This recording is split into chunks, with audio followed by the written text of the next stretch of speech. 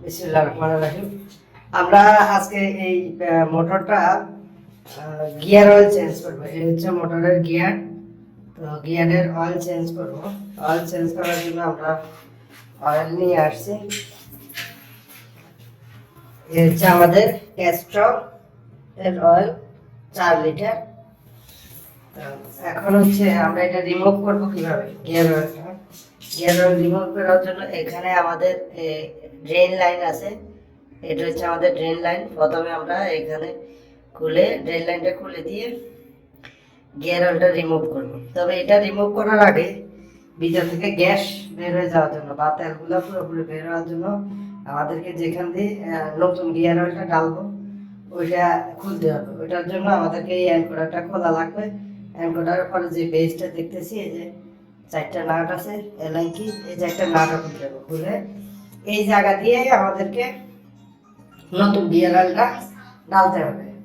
তো এখানে আমাদের একটা কথা হচ্ছে যে গিয়ার অয়েল যে কোনো মোটরে যে কোনো গিয়ার অয়েল দিলে হবে কিনা, না। এখানে মোটরের গিয়ারের উপরে গিয়ারের নামের উপরে নির্ভর করে গিয়ার অয়েল ডালতে হয়। তো সেই ক্ষেত্রে আমাদের এখানে যে মোটরটা আছে এই মোটরে আমরা ক্যাস্ট্রল একটা দিলে আমাদের হবে। আর এটাতে 4 লিটারই প্রয়োজন পড়ে, 5 লিটার দিলে বেশি হয়ে যায়। তো আমরা দেখবো যদি প্রয়োজন পড়ে তাহলে আমরা আর 1 লিটার নিয়ে আসবো। তো আমরা এখানে যদি বলি যে অয়েলটা কি দরকার হয়, অয়েলের গ্রেড আছে। অয়েলের গ্রেড হচ্ছে আপনার 32 গ্রেড আছে, তা বিভিন্ন গ্রেডের আছে। তো আমাদের এই মেকানিজম গুলো খুলবো, খোলার পর আমরা তেলটা রিমুভ করবো। আপনাকে গিয়ার অয়েল ডালার জন্য এই বেসটাকে, এই যে বেস আছে এই বেসটাকে খুলতে হবে। বেসটা খোলার জন্য আপনাকে অ্যাঙ্কোডারটা এদিকে সরাই নিয়ে আসতে হবে।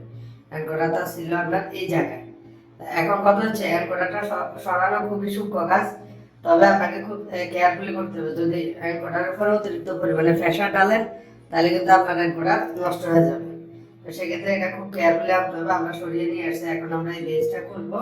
খোলার পরে তারপর আমরা গিয়ার অয়েল ভিতরে গুলো ফালাই দিয়ে নতুন গুলো ডালবো।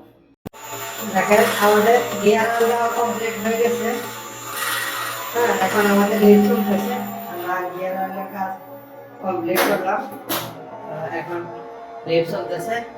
ধন্যবাদ সবাইকে আমাদের সাথে থাকার জন্য। আমাদের এই ধরনের লিফট এবং এসকেলেটরের সমস্যার সমাধানের কাজের ভিডিও পাওয়ার জন্য আমাদের চ্যানেল এবং পেজকে লাইক এবং সাবস্ক্রাইব করে রাখুন। আল্লাহ হাফেজ।